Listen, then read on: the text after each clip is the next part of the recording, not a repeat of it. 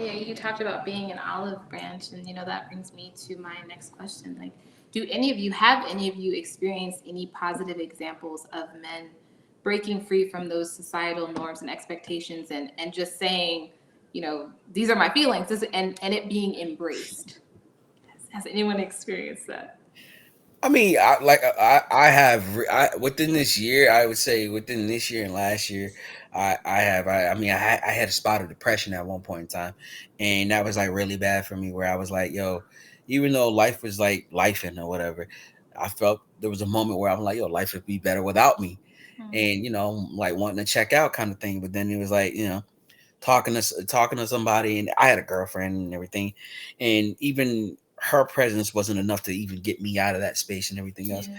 But I got better talking about it, seeking through it, life coaching. You know what I mean? Got better talking about it and expressing myself, so I got better, and then I in return became a good, helpful friend of those that were in need when they were going through their relationships where they felt like they couldn't take it and they felt like they're going through a lot, and it was just like, bro, you just need a hug, man.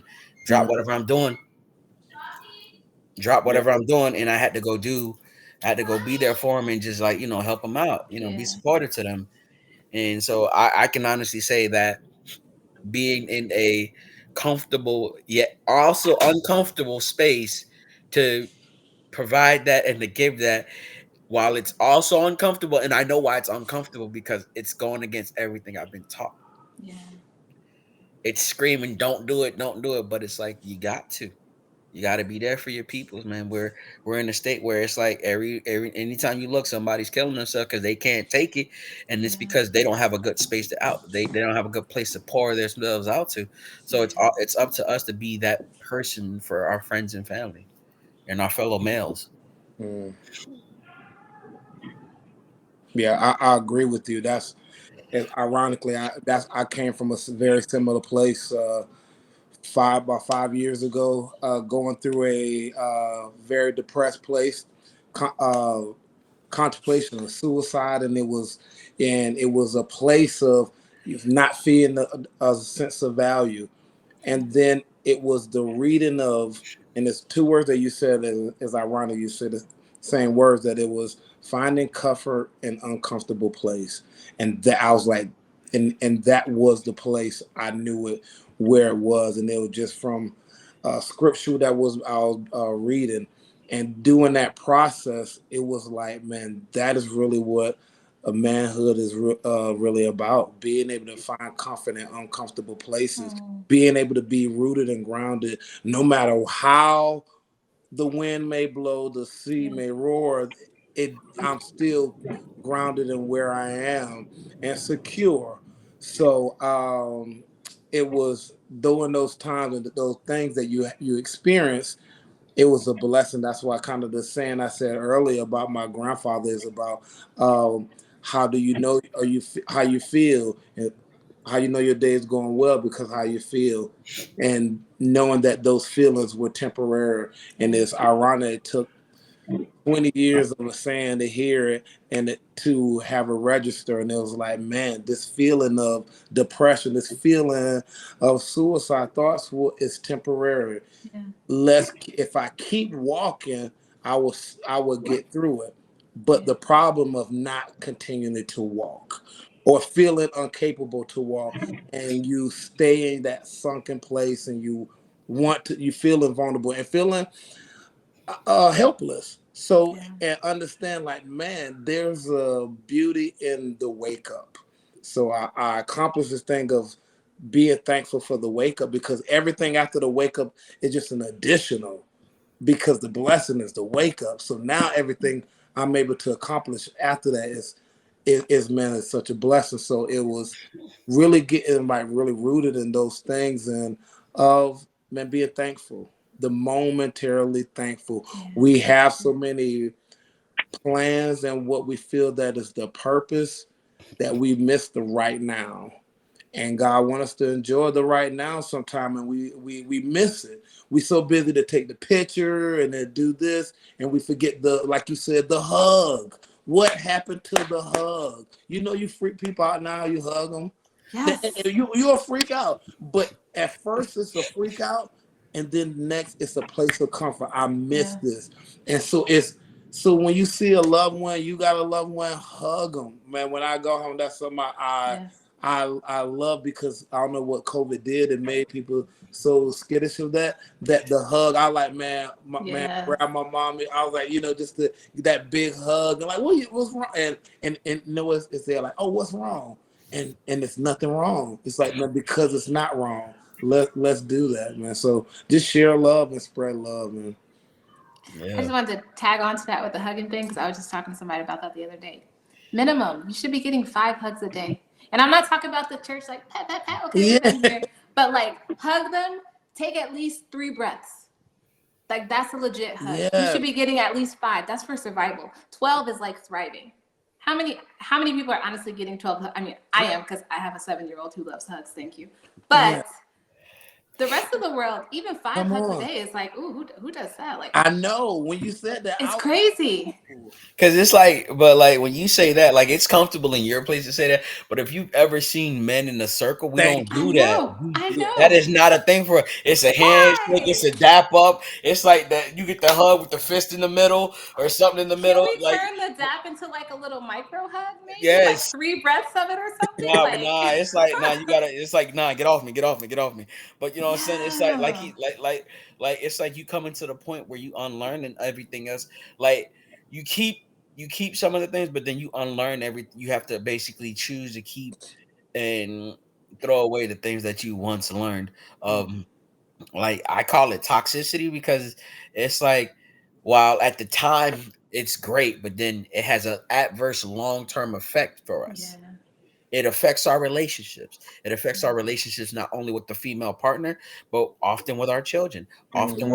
with our own Yeah. male friends and counterparts. Because if a man is going through a hardship, I shouldn't sit there and be like, man up, toughen up, bro. Don't cry about it. Yes. Get out. Just move on. No, process that, bro. I got you, man. How can I support you? Yeah. Yeah, Yeah, yeah. exactly. But you know what I'm saying? We fail to understand that. Like I've seen a lot of people, I've had a lot of people die, commit suicide, Hmm. all because they we as men in the world, we created a space where you can't talk to us about Yeah, nothing because yeah. we're gonna tell Yeah. you There's no safe don't space. be a bee. Don't like we ain't gonna tell you business now, but we gonna clown you for it. And Yeah. that's something that we shouldn't be doing. Like it's cool to clown each other every now and again, but when they really come at you about something serious, take that moment, take that time to sit there, help Yeah. them, guide them through it, walk with them on it. You know what I'm saying? Try to, because it's a very hard thing for us as men to express that. And Yeah. like you said, the minimum of 5. I agree with you. The 5 hug is very important. It's rejuvenating. I came. Mhm. I was like, yo, I came over to my homie's crib. I was like, bro, I need a hug. And I ain't gonna lie, that hug was everything I needed, bro. I was Oh, good. Yeah, I I was love it. kosher. I was yeah. kosher, bro. I was good. But at the same point in time, it felt awkward. And the first thing he said, "What's wrong, man? You all right, bro?" He's like, Uh-huh. "Yeah, I give you a hug." He's like you know what I'm saying? It's like that. He was weird. He know like I said, it's weird for us to do that, but Yeah. Yeah. it's getting Needed. it's getting comfortable with the uncomfortable, and there's Yeah. nothing unhealthy about it. It's just healthy, but it's uncomfortable for us because we've been taught to not do those, Yeah. not be expressive in that manner. Yeah. You know what I Hugs are mean? feminine and weakness and all the things that we Hmm. don't like. Hmm. Yeah. Yeah. And then, like, if you're a man and you get into a relationship and you haven't processed everything else, and now you get into a relationship and you become a toxic man in your marriage or your Self relationship, where sabotage. you're just sabotaging your relationship to the highest degree, and the Yeah. person you're married to or the person you're in a relationship with, they can't do anything to help you because one, you ain't addressing the issue at hand. You ain't talking about it. So they don't know what to do. They can do everything in the world, but still not reach you because you still haven't processed your pain. And that True. goes back to love. Like you can love somebody, you can pour into them, but if they're not open to receive it, it doesn't matter. Exactly. They got to be willing to do that, and it's very important for us to start supporting each other, and being that safe space where we can talk to each other, and like Jordan said, give each other a hug just because, bro, Yeah. you need a hug, bro. Hmm. We need a hug. It's cool to get it. Like when you get a hug from a female, that's good, but it ain't the same thing because while it's a wonderful embrace, but at the same point in time, it's like you still want to keep it guarded because you don't like. it's not their fault, but we're being taught not to express Yeah. ourselves to them Yeah. for fear of it being thrown in our face. For oh, now you got my kryptonite. Now you know how to use it against me at any given Uh-huh. time. Yeah. And it's not the new person's fault. It's just that that's what we've been taught every single time. The second we felt a little bit, the second we said a little bit, or the second they learned a little bit, it was thrown against us. And then so at that point, it's just like, nah, bro. I keep it Mm. close. You could be my girl, but you could never be that close to me. Hmm. Then we Yeah. get married to people like that, and then you wonder why the relationship turns sour. You wonder why a lot of things like 80, like marriage is sought out 100% by women, but divorce is filed 80% by women. But that And comes back to trust. Like I feel like you either trust somebody or you don't. There is Hmm. no I kind of trust you. You either do Yeah. or you don't. So if you exactly, can't trust me to hold space for you, I, that's hard as a female. It is hard to know that my partner doesn't trust me with their deepest, darkest, whatever. And mm, that's just for me personally because I value being a safe space for people in general. So to have a partner who doesn't find that safe space in me is really hard.